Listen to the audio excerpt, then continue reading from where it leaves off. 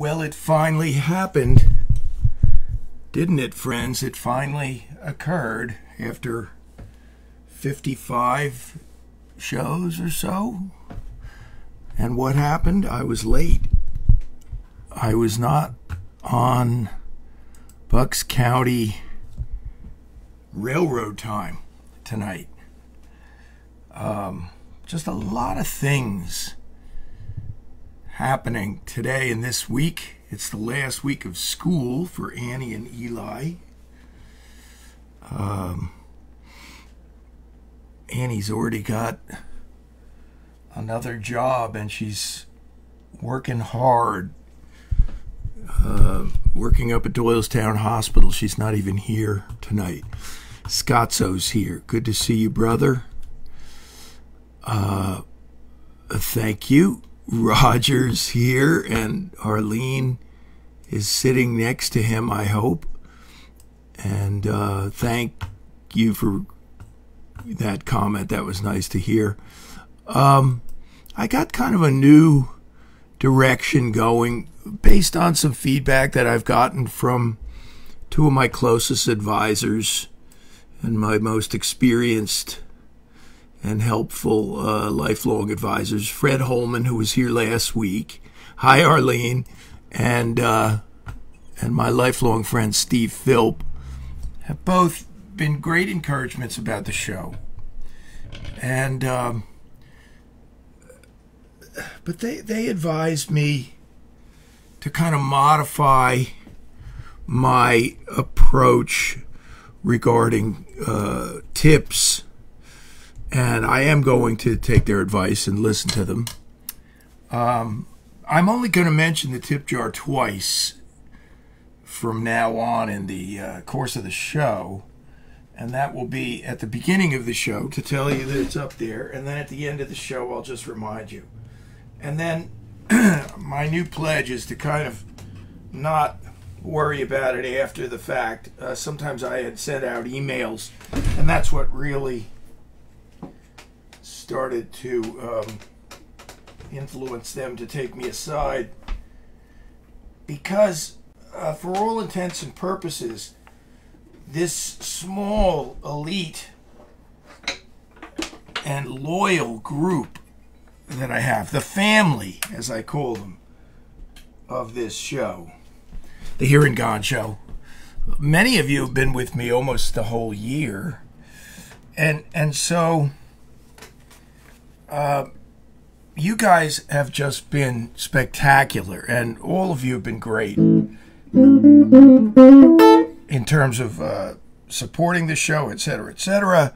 And so it doesn't do me any good to remind you during the week that I didn't do that well.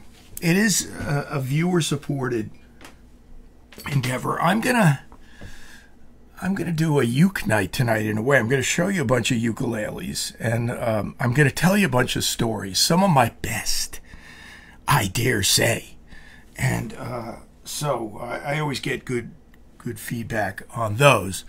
Let me take a look at who's here. Jamie's here. Jamie is one of my close advisors, lifelong friends, and additionally an invaluable encouragement. Glenn is here. Hi, brother Glenn.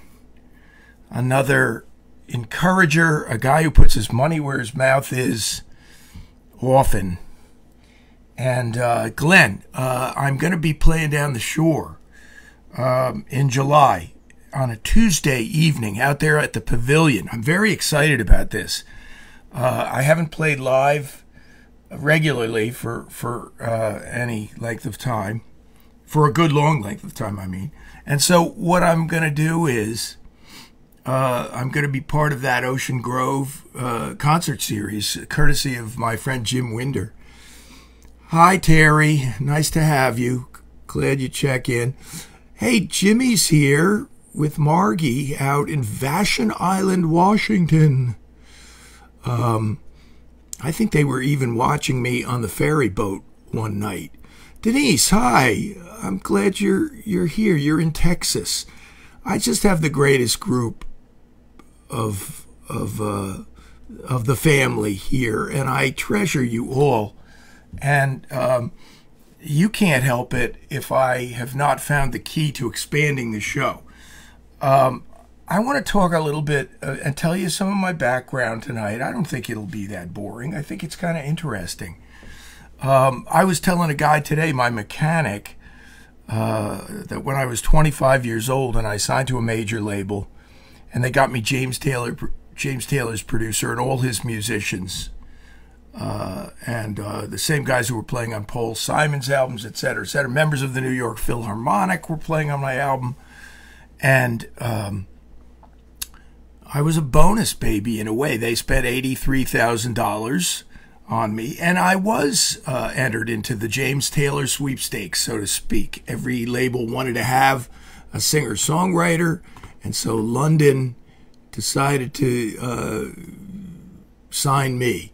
Nancy, hi, good to see you. Another one of the great supporters of the show and faithful. And so, to make a long story short about this aspect of it, between the age of 23 and 25 was this 2-year, agonizingly long waiting period for the vice president of London to finally get off the pot, if you know the old expression, and sign me. I mean, everybody around him was his own secretary. This great lady named Sandy was like, Walt, what are you waiting for? His name was Walt McGuire. He's in Keith Richards' book.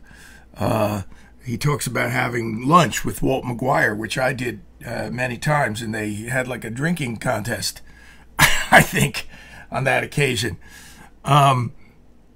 We did not when we had lunch. We used to have lunch at the Skyline restaurant in Manhattan. And I had very memorable and great lunches with Walt McGuire, who ended up signing me after his secretary finally said, Walt, are you going to sign Chip Murgott or not? You know, and everybody, I played showcases, endless showcases in clubs in New York. And then here's a weird one. I actually had to go play in the office for them as they all sat there in harsh lighting. And in the office, after the first song, they didn't even applaud. They were all writing comments on a scratch pad. And I turned to them and said, look, this is a performance to me. It might be an evaluation to you. But, oh, we're sorry, you know. So, Jamie, let me take a look here. Okay, you're talking about drumming. I don't mind that.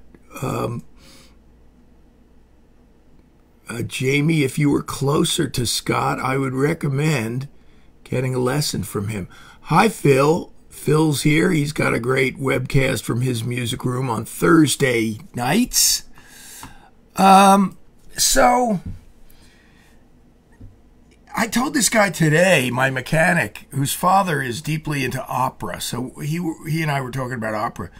And Terry, who was the president of London Records, his last name has escaped me for the moment. I only was in his office once in the middle of it all. And we were all, I don't know. I'm totally distracted now because Annie's outside and beeping the horn or something, as if she doesn't know that I'm doing this show. Eli.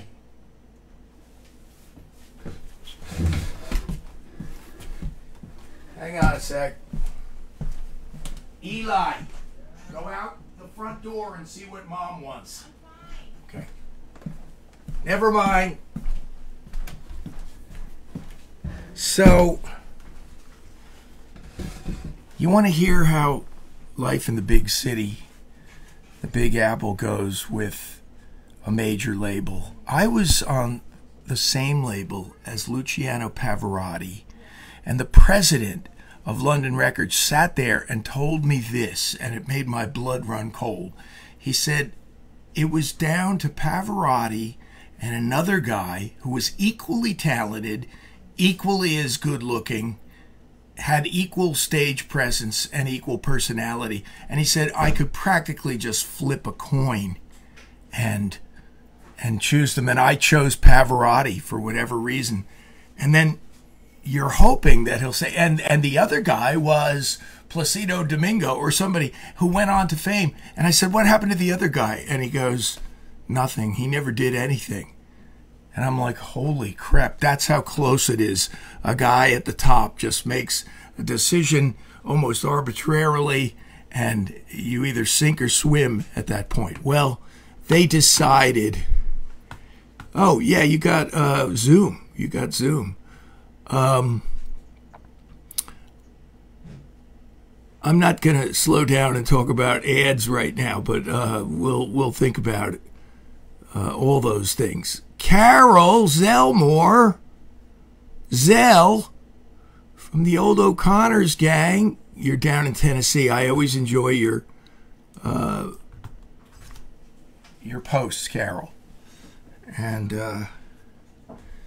I'm glad you're here tonight. Now, if Jim Winder and Paula check in, they'll tell me what day I'm playing. I'm playing, I believe, the second Tuesday in July down at the Jersey Shore. So if Marsha's listening after the fact,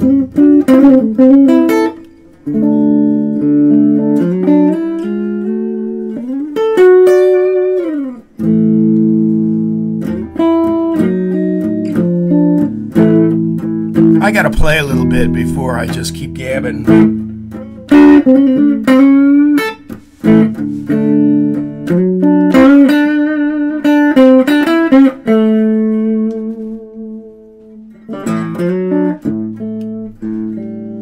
This isn't even in tune, but you know, that happens with Les Pauls.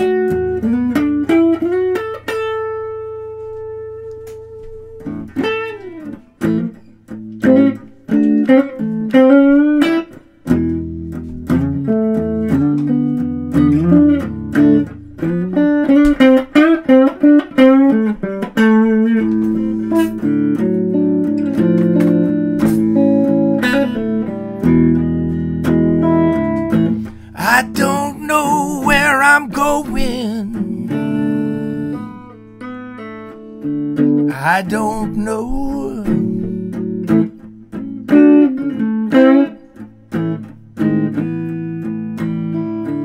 I don't know how I got here.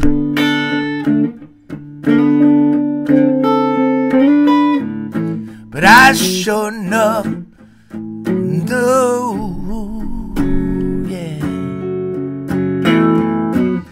My home isn't in this world. No.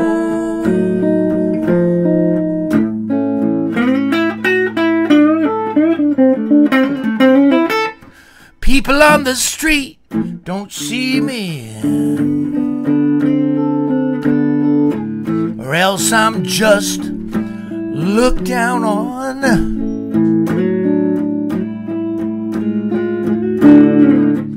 I can't stand up straight.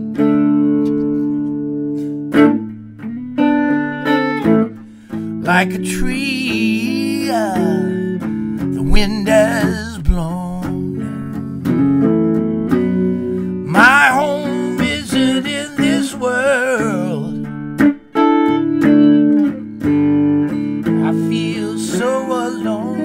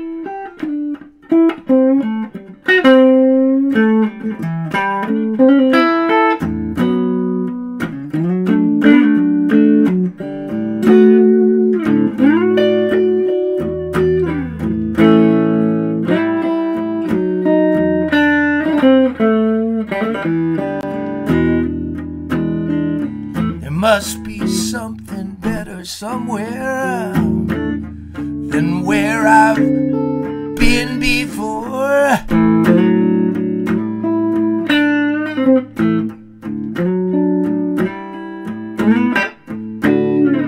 A brighter light that's shining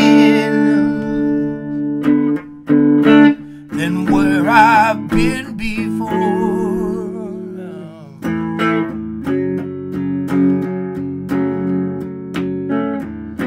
My home isn't in this world anymore.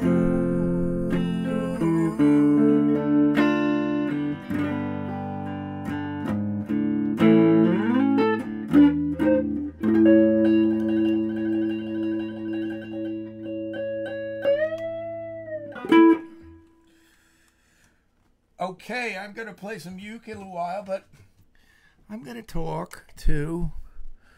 The levels are all over the place tonight. I'm using a different junction box, and now it's too late to change it. It's just messed up. Yeah, I'm going to avoid anything like making this a pay-per-view thing. It's always going to be a volunteer thing, and like I said, I'm not going to be sending out emails anymore after the fact complaining about it. It really should be that we should have more numbers. I don't know how to get the numbers up, and let me tell you, if you think I'm a Johnny-come-lately to this, I said in my blurb before I was going to tell the story of how I got into this and why. Why did I? Thanks, Arlene. Thank you, Phil. I appreciate that. An oldie. Yeah, an oldie sounds good. I'm going to do an oldie on the uke, maybe. I hope this doesn't disillusion anybody, but a year or so ago, after COVID kind of robbed me of my live gig income, and this is after a decade or more of the music business robbing me of my songwriting income and my royalty stream because of the travesty that is happening with songwriters not getting paid anymore. You know, when I started out, you could make a decent living, and I used to get royalty checks from albums, and all of that has dried up because of piracy and because of Spotify. So boo-hoo, whatever, you know. But here's the reason I started this webcast. I started it to pay my bills. I started it to try to make some income off of it. Now, I couldn't have predicted that it would become this very personal thing where I would just love all of you guys, and now I would do it for you come rain or come shine. For the partisans who show up, I couldn't be happier that you guys get some enjoyment out of this. But I was looking into live webcasting 20 years ago. Some of my friends will remember. I called up Dave Moan. He worked for the cable company in Lambertville. I was calling around. I was checking around. I remember reading an article in the New York Times where this young girl in England, in some little out-of-the-way town, started doing a webcast from her basement. And the first night she had, 20 viewers. The next week, the next Saturday night, she had 50. The next week after that, she had 100. It exponentially kept growing. And it was maybe because of the novelty of it, maybe because she was good, but she ended up not becoming particularly known or anything. But when I did some research into this, friends, as to how she was doing this, oh, guess what? Her father owned the local cable company in her town. And when I started looking into this 20 years ago, that was the only way you could really get a webcast on the air. It was, you had to get special drivers installed on your computer. You had to get special licenses. You had to know somebody, and that's the way it was for quite a long time. And then Facebook Live came along, and a couple of others, and YouTube has a live streaming thing. But when they came along, they had terrible sound quality, and I tried it once, and it was just awful, and I couldn't figure out how to fix it. And then I was mentored by this young lady in Nashville. Dawn Beyer is her name, and so she's helped me in a way, and so I started to figure some things out, and then here we are.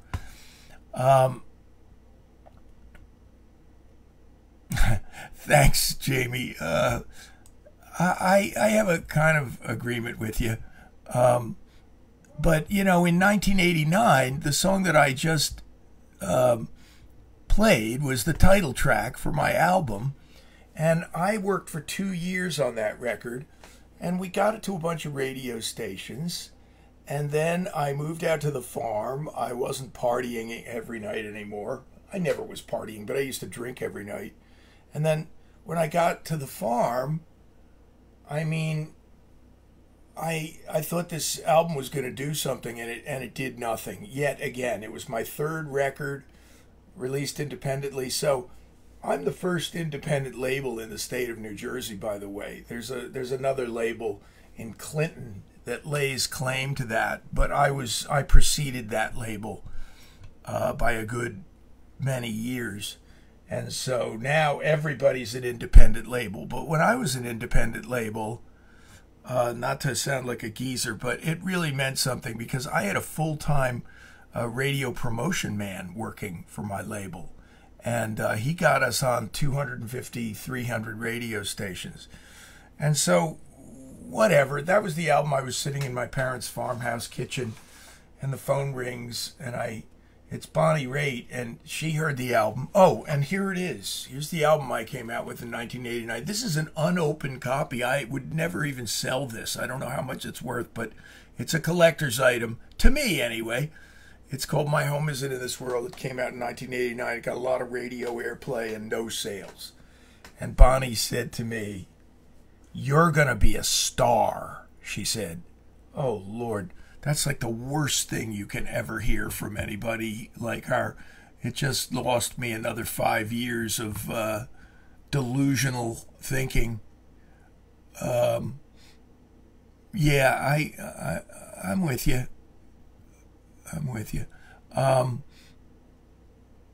Bonnie was one of those voices that got me signed to London Records, so another reason that Walt McGuire finally got off his ass.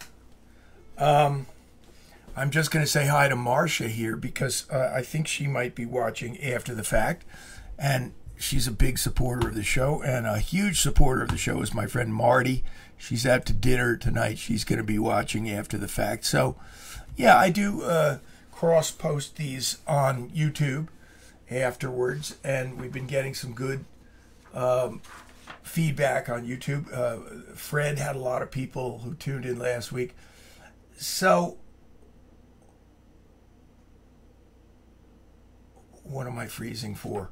I'm going to tell you a very funny story in a minute that has Bon Jovi in it. Duh, it has Bon Jovi in it. And I'm going to be down in his stomping grounds playing on the boardwalk in Ocean Grove the second Tuesday in July. So I'm going to invite all my friends. I think it's a free concert. It might be a free will offering, you know what I mean? But this is in the purview, so to speak, of my friend Jim Winder. He's producing the series.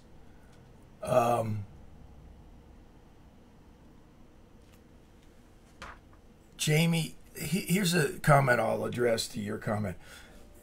In these moments, right now, this moment in history, where the foundations of our very country are being shaken by desperados, liars, thieves, charlatans, and we're in need of more of this kind of show, not less. Isn't that right? I think that I would be doing the wrong thing to abandon my post right now just because this was falling short of my expectations, financially speaking. So I'm not going to abandon my post. I'm here for the duration. And we're going to have more special guests. Alan LaBeouf is going to come by again. Fred, you'll be happy to hear, had such a good experience that he's going to come back. That's what you love. You guys treated him so well and made it so fun for him. So this is a Mackay. I found this online. None of these are very expensive instruments that I'm going to show you tonight.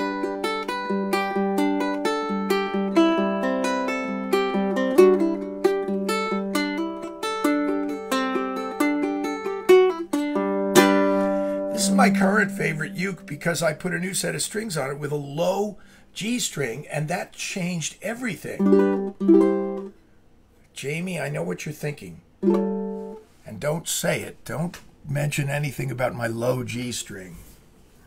That Mackay was $140, and it's one of the best ukes ever. Here's a crazy uke I'm going to show you. This is an Oscar Schmidt. Oscar Schmidt is my favorite company. And this is a tenor uke with double strings. Did you even know they made that? I didn't. This is like a mandolin sound.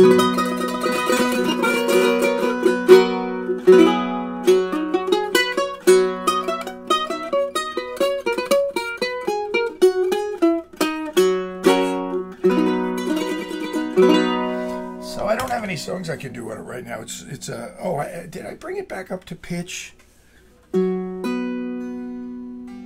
No, I think it's it's a half step below.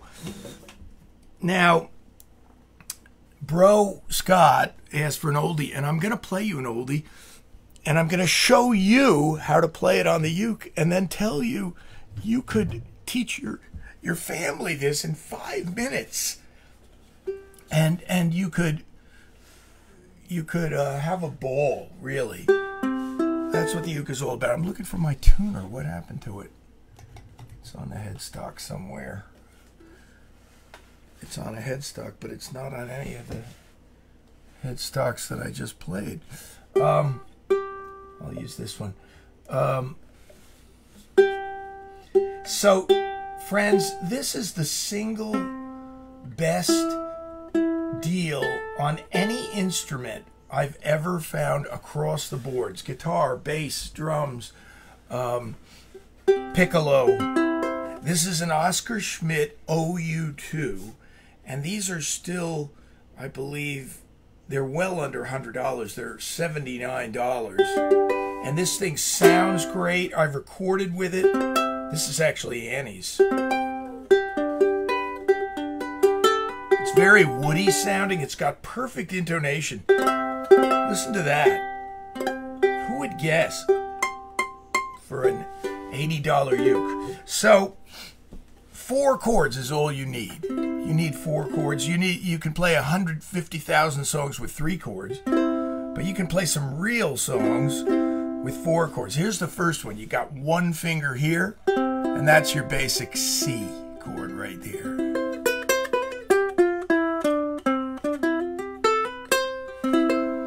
Your second chord in this progression, this is called a 1-6-4-5 progression. I'm not going to get into the music theory right now. Then you go to an A minor. That's 1 finger. So you got two chords that are each 1 finger, and they're on plastic nylon strings. Like a 3-year-old could play this so far. I once went to a hotshot TV executive's house who wanted his 5-year-old to learn guitar, and he had a steel string Taylor for this 5-year-old. I did one lesson, and this guy worked for NBC TV in Manhattan, so he was going to get his son started earlier than anybody else, blah, blah, blah. And what happened, of course, you know, the kid was probably traumatized for life that he couldn't press down these incredibly hard to press down steel strings. And I just told the guy, forget it, you can't. But I should have told him, this was 12, 15 years ago, I should have told him, get your son a ukulele and I'll teach him. So you can teach a child to strum 4 times and then strum 4 times. I just showed this to Bro the other day, Bro Orthy. You put your first finger down and it makes an F chord. Now, the last chord in this progression is a deal breaker for some people. It's a G chord, and it looks like a D on the guitar. 1, 2, and 3. It just takes a little bit of effort to get that chord right. And then the key is, and the trick is, to get them on the beat. So let's play a song together. You do 8 strums on the C, 8 strums on the A minor, then 4 strums on the F, and 4 strums on the G. And it turns into one of the classic oldies. When the night has come and the sky is dark and the moon is the only light we see. You don't have to do that. I won't cry, no I won't. This is more like for a kid's voice or a woman's voice. I won't shed a tear just as long as you stand by me. Now, I'm going to transpose it for a minute and play it in the key of G. And now it's going to be in my key. And it's still very simple to play, a little more complicated. But listen to the chorus. The chorus is exactly the same 4 chords, but just sung with a different lyric and a different melody. So, darling, darling, stand by me. Oh, stand by me. Stand by me.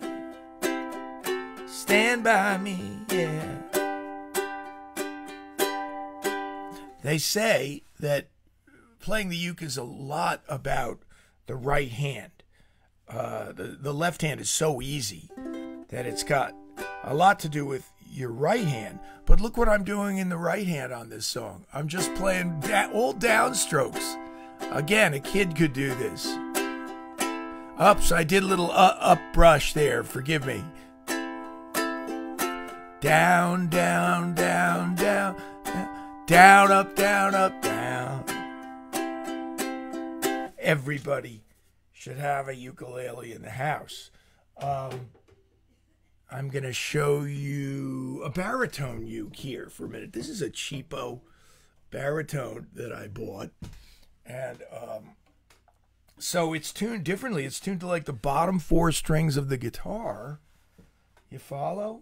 There's my other tuner on the stove.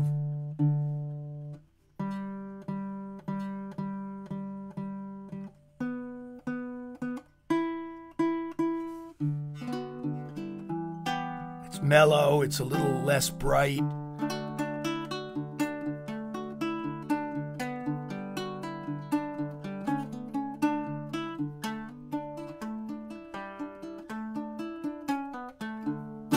I'll be blunt and frank with you. Frank and blunt. I don't love this ukulele. It's just really like a small guitar that's missing a couple of strings. So, but it would be a good way for someone to start out who didn't want to start out on a serious, steel string guitar. Now, again, let's look at a song. Jake Shimabukuro, the great native Hawaiian. Now, this is my Makai again. I'm back to this. And I'm going to show you how to play this all-time classic. You could teach a kid how to play this. And here's the deal. It's one of the greatest songs ever written. Eleanor Rigby. If you get this chord, 1 and 3, that's an E minor right there. If you can get that, you can play it, because the next chord in the progression is all open. Don't you love that? And the right hand, again, is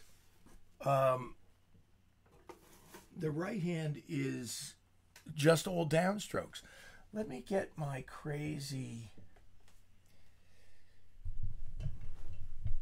Enya. This is a crazy ukulele, and made out of graphite and plastic, and you get it.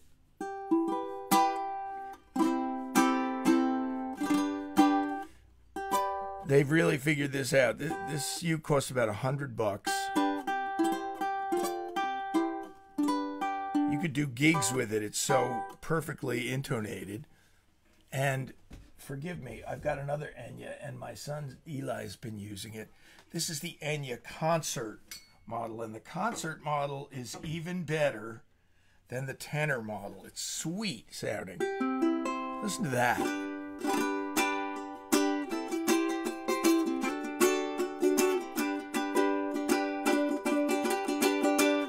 So, George Harrison, of course, loved the uke, and the last song that the surviving Beatles ever played together was this. Ain't she sweet? See her walking down the street.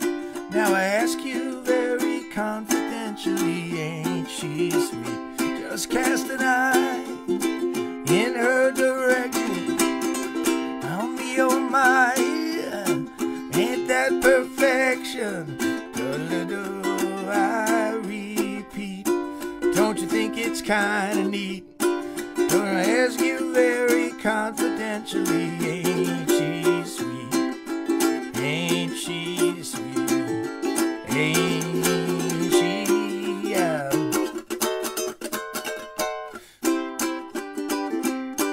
sweet? The last song the Beatles ever played together was at George's estate. You all know the story by now that George drove over to his friend Tom Petty's house and opened his trunk, and it was full of ukuleles. And Tom Petty said, "What's this all about?" And George's answer was, "I just want everyone in your family to have one." So look out.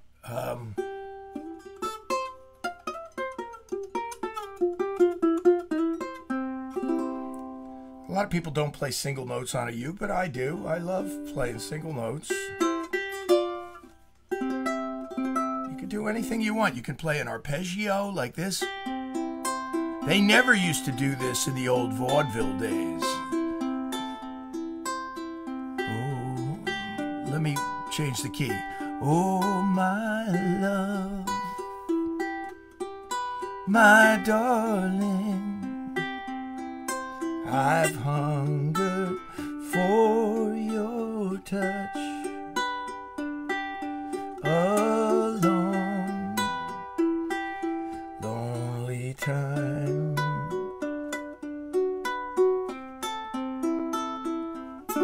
That's what's happened in the modern era, friends. People now really play ukes every which way. There's no rules about it anymore. It's not just a strumming instrument. The most popular uke video is Jake Shimabukuro playing While My Guitar Gently Weeps. He's been a great ambassador of goodwill for the ukulele.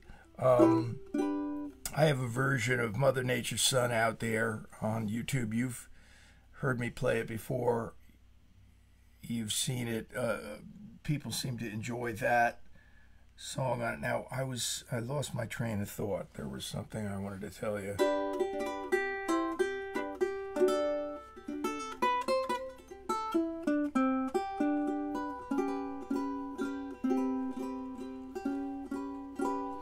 You can even play ukuleles nowadays. It's not considered unconventional to play them with a capo on. So I might have to go get a capo. I don't have one in the house. You can get, you know what people use on them? They use mandolin capos, and I have one of those. So bear with me for a moment.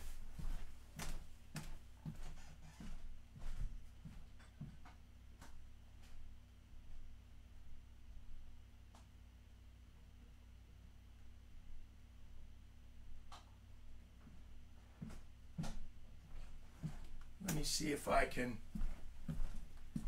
remember how to do this song, which is a recording that I made on that Oscar Schmidt $75 uke, and that recording has been played on XPN and other places. And so this is a little ditty that I wrote called Art. Oh, I know. I was teaching you Eleanor Rigby and I got sidetracked. So remind me after I play this original. Norman Rockwell, Norman Mailer, James Joyce, and James Taylor, they've had one thing in common from the start. Nah.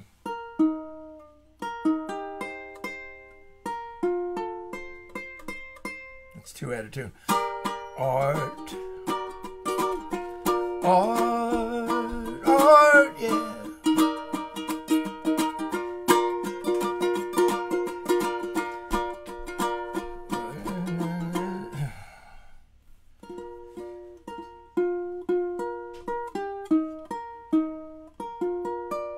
This is just the capo doing this. Usually these Enyas are very trustworthy.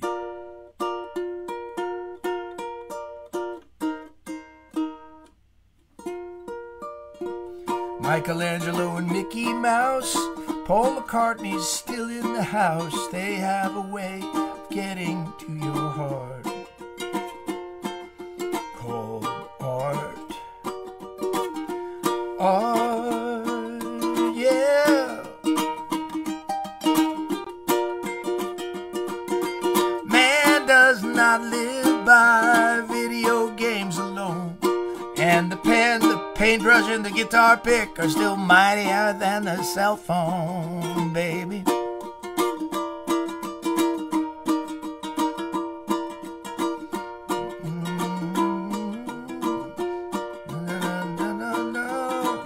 Louis Armstrong, it's cool. William Shakespeare, the Wizard of Oz. Louis Armstrong, it's cool because they have getting to your heart. It's all in one big cosmic shopping cart. Art. Art. Yes, A-R-T spells art. Yeah. A-R-T. That's art.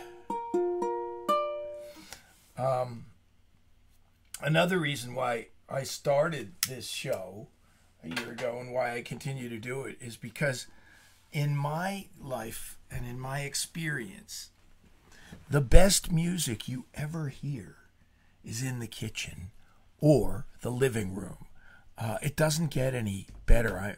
I'm sorry to tell you that with all the money that we spend on concerts, you know, and we go and they're bathed in light and they've got $1 million worth of sound going. And let me tell you, if Bonnie Raitt sang in your living room with no reverb and no EQ and just sang and played with her guitar, you would die. You'd think you had died and gone to heaven. It's so beautiful. Kathy Bailey sang in our kitchen in Watchung. And I just sat there entranced. Now, let's get back to, I'm going to use this Oscar Schmidt, the cheapest little uke. So, you're just going to go, ah, look at all the lonely people. Thanks, Phil. Ah, Anybody can play this. Eleanor Rigby picks up the rice in the church where a wedding is being opened.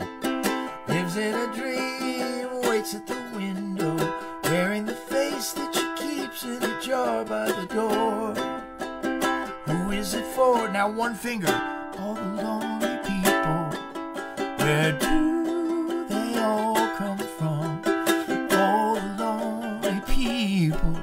Where do they all belong? Father Mackenzie writing the words of a sermon that no one will hear.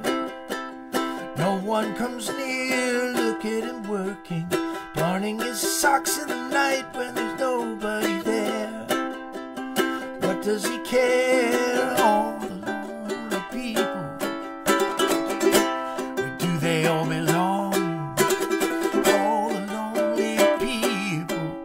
Where do they all belong? Ah, look at all the lonely people. Ah, look at all the lonely people. Eleanor Rigby died in the church and was buried along with her name. Nobody came. Father Mackenzie wiping the dirt from his hands as he walks from the grave. No one was saved. All the lonely people. Where do they all come from? All the lonely people. Where do they all belong?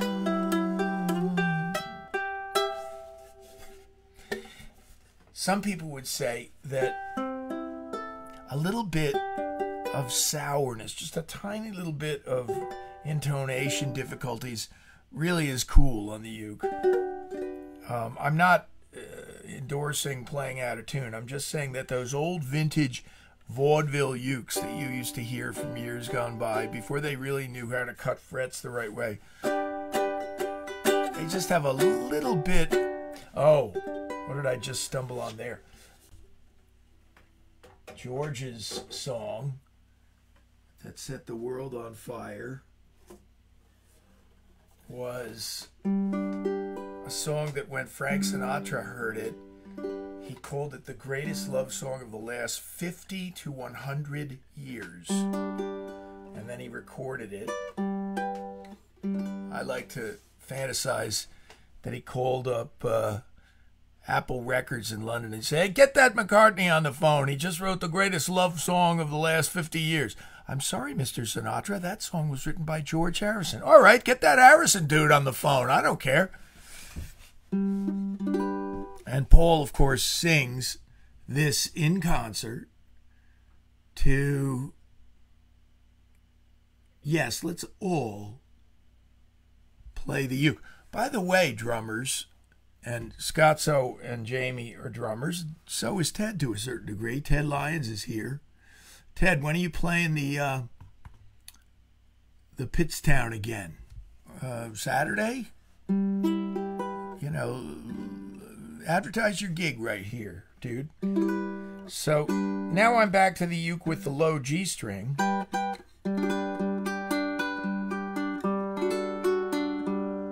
And I'm going to play this for you. I recorded it. It's on a record I made. It's on iTunes. And believe it or not, I used to get money from it, and now I don't. So I spent money on this record. I paid, it sounds so stupid, I paid George Harrison's estate $300 in mechanical royalties to record this little EP called Here Comes the Sun.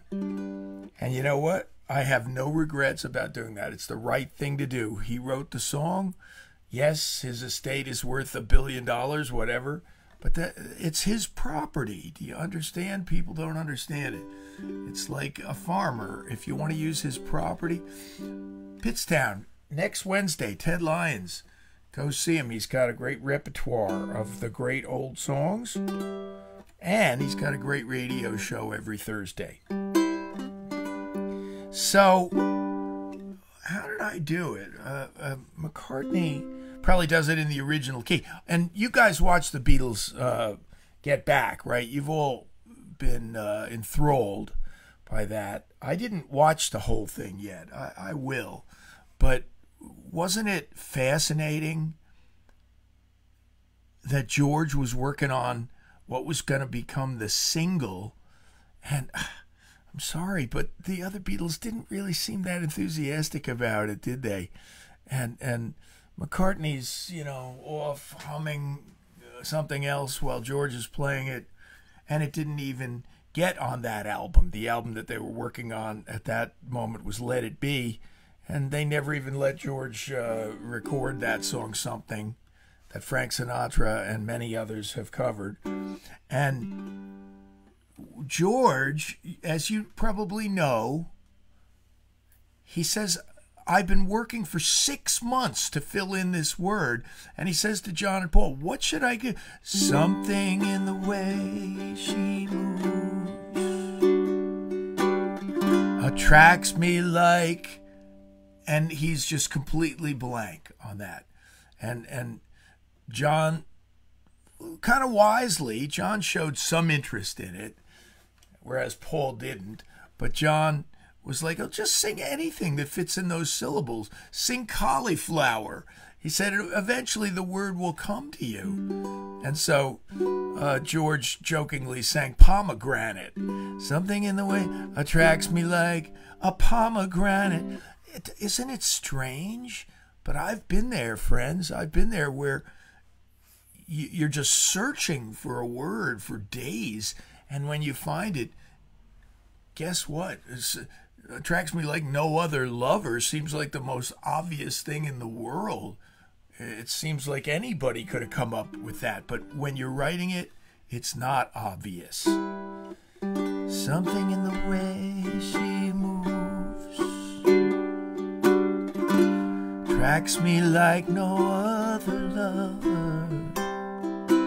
Something in the way she woos me, yeah. I don't want to leave her now. You know I believe in how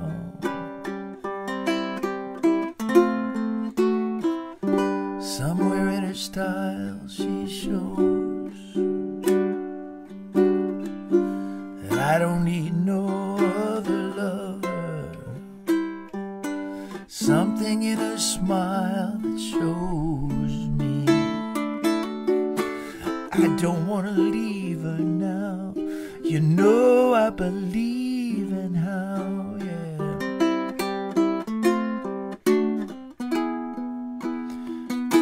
You ask me if my love will grow. I don't know, I don't know. You stick around and it may show. I don't know, I don't know.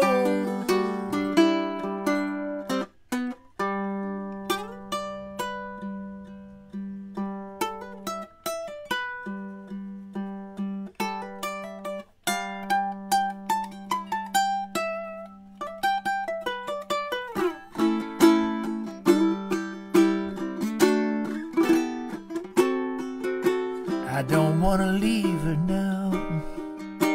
You know I believe in how.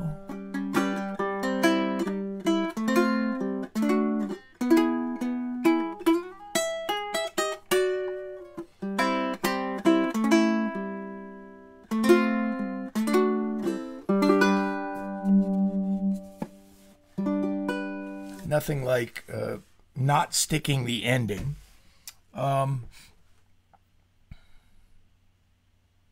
You have to think that Frank Sinatra was waiting his whole life to sing a bridge so completely plain-spoken and honest. He was a blunt, honest kind of guy. He appreciated George's blunt honesty. You ask me if my love will grow. I don't know. There's no Tin Pan Alley songwriter from the golden era of the American Songbook that would ever have written a line like that, I dare say. You ask me if my love will grow. I don't know. You stick around and it may show. And what does the chairman sing there? Oh, it's cringingly bad, I'm afraid, friends. You know what it is, right? It's almost like Joe Piscopo's imitation of Sinatra. He actually sings, "You stick around, Jack, it may show." Scott, so I'm going to do a little bit of this for you. Hey, Mark, good to see you. Glad you're in the house, so to speak. This is a Santa Cruz Southern Jumbo, it's called. And this guitar was based on the specs of George's Gibson and particularly John Lennon's Gibson. John and George both got Gibson J120s, they were called. And they were both electrified. They had these knobs in them. Gee, it was so weird. And John played his Gibson on many, many records, including this iconic part.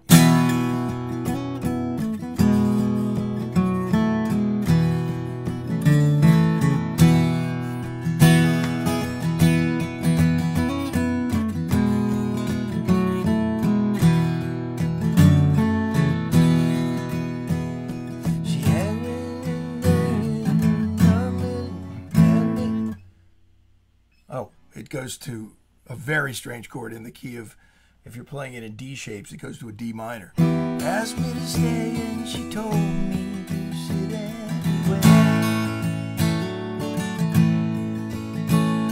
So I looked around and I noticed there wasn't a chair.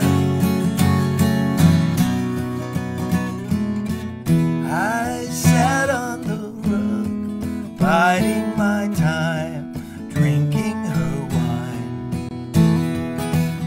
We talked until 2, and then she said, "It's time for bed."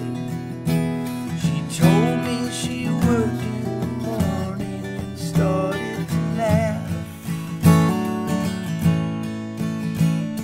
I told her I didn't and crawled off to sleep in the bed.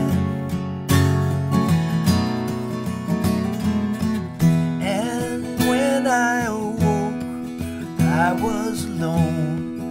This bird has flown. So I lit a fire. Isn't it good? Norwegian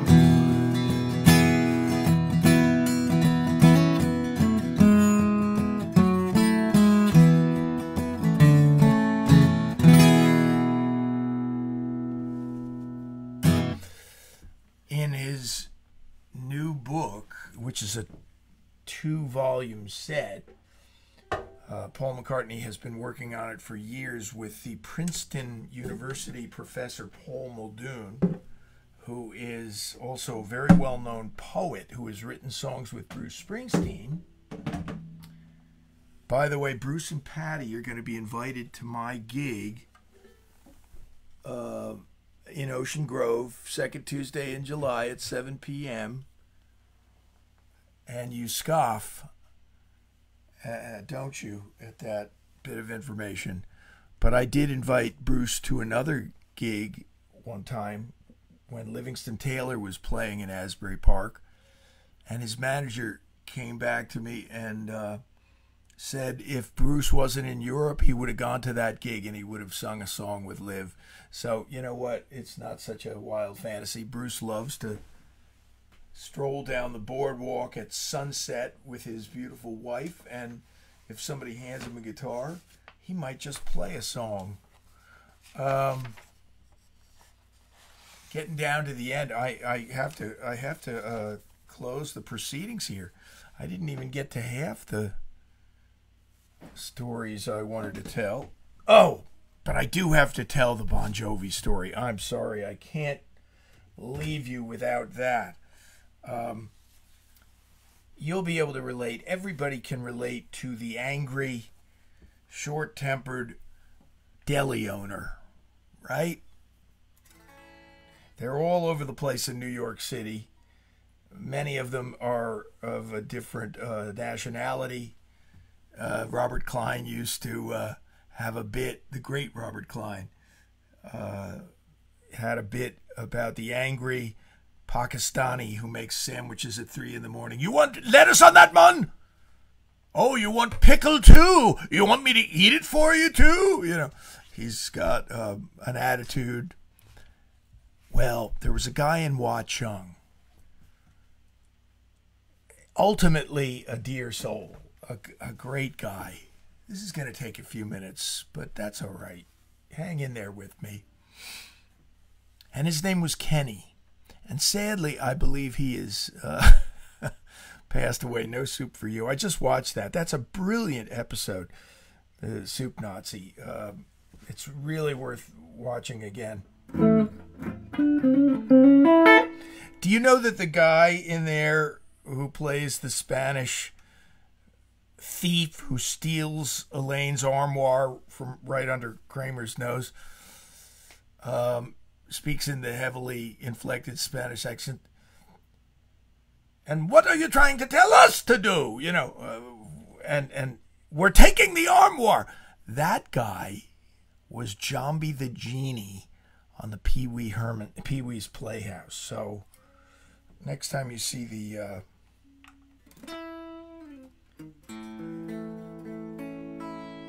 next time you see that episode, make note of that. You'd be, I forget his name. He was brilliantly funny.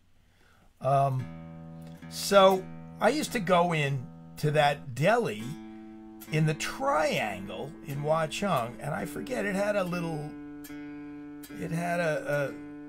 you know, clever little name, the Country Kettle or whatever it was. That's not it, of course, but I used to go in and I'd get a sandwich every once in a while. Kenny, could you put a little mayo on that? Oh, okay. He was always talking under his breath. So, you know, I talked to everybody. And after several weeks, we started to get to know each other. And I told him I'm a musician, you know. And Kenny says to me, he has a teenage daughter. She was only 13 or 14 years old. She was a sweet young girl who worked there. You could tell she was very quiet, kind of intimidated. You have to believe that Kenny was probably yelling when I wasn't around. And it turns out that her favorite group of all time in that era was Bon Jovi. So she was gaga over them. She had a poster of Bon Jovi on the wall. And so I took all this in. And in those days, I dare say that I used to have a drinking buddy who was from down south. And he was a gentleman. He had a soft southern accent. Damn, I can't... what was his... I think his name was Dan. Yeah, it was Dan. And he was Bon Jovi's parents' real estate agent. You ready for that? And we're sitting there one night at a bar called Rolf's. It was across the street from Chanticleer Chateau, owned by the same guy. Yes, there was a bar called Rolf's. And we're having conversations about music, etc. And he, out of the blue, says, listen, I'm going to be sitting in the box right up against the stage when Bon Jovi plays the Meadowlands. I'm going to be sitting with his parents and his brother and sister and his girlfriend. I don't think he was even married at the time. And he wasn't married. And he turns to me and he's like, do you want 2 tickets to the concert? I'm like, what? And he's like, yeah, I got 2 tickets to this box seats right in front of the stage. And I go, I thought for a moment, And I went, I'm not really a fan, and they would kind of be wasted on me. I tried to be not insulting to them, but I said, I know somebody who I would be like her fairy godfather if I could give those tickets away. And he goes, sure, I'm not going to use them. Here, take them. So I actually walk in the delicatessen the next day, and I say, Kenny, I have tickets to see Bon Jovi June 21st at the Meadowlands. Do you and your daughter want them? And he was, what? And he says, wait a minute, I'll call her. And she comes out of the back room, and she says, Chip has something to ask you. And I ask her, would you like to go see Bon Jovi in the front row of the Meadowlands and sit with his parents and his family and his girlfriend? And she was utterly, utterly speechless. She was choking on the words. And of course the answer was yes. They went, and afterwards I heard they had the time of her life. She'll never forget it. Bon Jovi came over to the box and shook her hand and said hi to his parents, and he must have thought, who are these people sitting with my gang? And later, she wrote me a letter, this girl. I don't remember her name. And so it's a wonderful feeling. It's a wonderful feeling. It's, as Jesus said, it's so much better to give than receive. And he wasn't just saying it from a points view, like it's better in God's eyes that you give, you'll make brownie points for that. He was just saying, no, it's better. You'll enjoy it more. And you actually do. You never got a present that you loved as much as when you give something away to somebody. So I'm going to end on this note, literally. This is one of the songs I'm going to do on the boardwalk in July. July 9th comes to mind. It's the second Tuesday in July at 7 o'clock. A free concert. Come on by. This is one of my new originals, and it's called This Side of Heaven. And I'm so happy that I can play it for you. I'll walk the streets of gold.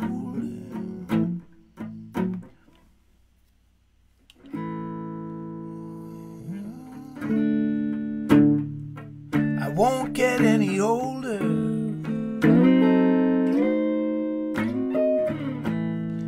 But this side of heaven, I will sing the blues.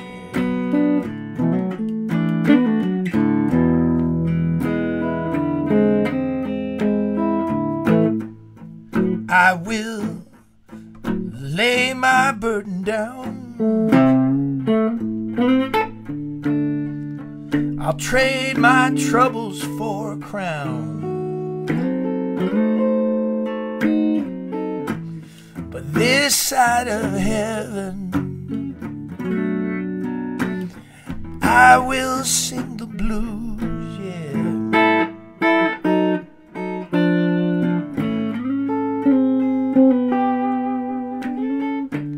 My home isn't in this world, yeah. I'm headed over yonder, but as I walk this earth,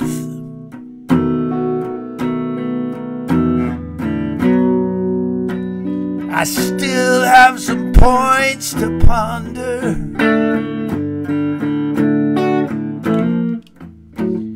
Someday I'll see my Savior face to face. In the meantime, I'm still in this human race. And this side of heaven, I will sing the blues.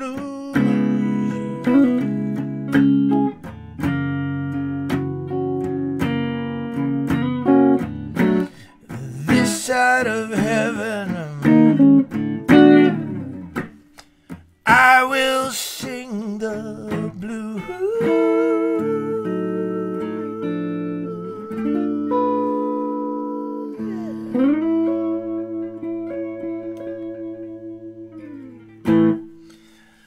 Have a great night. God bless you. I'll catch you down the road a piece. And actually, I'll be at the church in Warren Township at 10:30 Sunday morning, running that service and playing some music and doing the sermon, believe it or not. That's a scary thought. Trinity Presbyterian Church in Warren, New Jersey. You're welcome, Arlene. Good to see you all. God bless you. And I did say that at the end. Hi, Chris. Good to see you again. Joy's here. It's always a great chat room. And as I sign off, I'm just going to tell you, I'll remind you one more time that the tip jar is up there if you scroll up. But as the Spirit moves you, don't feel pressured. You can contribute or not. I'm just glad to have you here. Okay, have a great weekend. God bless.